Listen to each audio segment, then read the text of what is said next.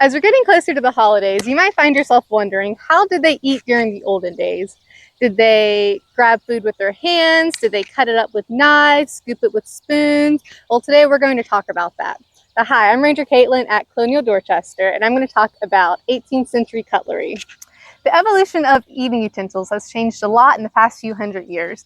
The style of eating we use here in the United States wasn't really commonplace until about the mid-19th century. However, forks were used in the 7th century by Byzantine nobles. They slowly spread westward to Europe in about the 1600s, where they became more commonplace. So forks were not an unknown utensil, though. They were used to serve food to the dinner table, but not to be used at the dinner table as a way to carry food up to the mouth.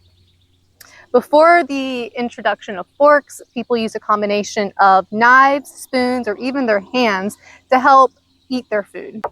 So the introduction of forks happened at the same time as the evolution of table knives. Originally, table knives had a sharp tip to them, but that was seen as a violent and threatening item to have at the dinner table, so they slowly started having a rounded tip like this. When forks were first introduced to England, they were only used by the nobility. However, by the mid-1700s, they were used across all socioeconomic classes. But remember, this was happening during the 16 and 1700s while England was establishing their empire and creating colonies across the Atlantic Ocean. So this use of forks did not always carry across to those colonies. So we had to move inside due to the rain, something we can't control, but now we're in the archaeology lab here. So back to the forks. The first recorded use of a fork in the North American colonies was from Governor Winthrop of the Massachusetts Bay Colony. That was in 1630. However, widespread recorded use of forks was not on the historical record until about the mid-1700s. So almost 100 years later is when we start seeing these forks included on inventories. This here is the inventory of Samuel Stevens, a property owner at Dorchester, made when he died in 1760. We can see here on this inventory, among his other valuable items, he also includes 18 pewter spoons, knives, and forks. This is the 1774 inventory of Dr. Archibald McNeil, a man who lived in Dorchester. We can see here on his inventory that he owned 3 different sets of cutlery.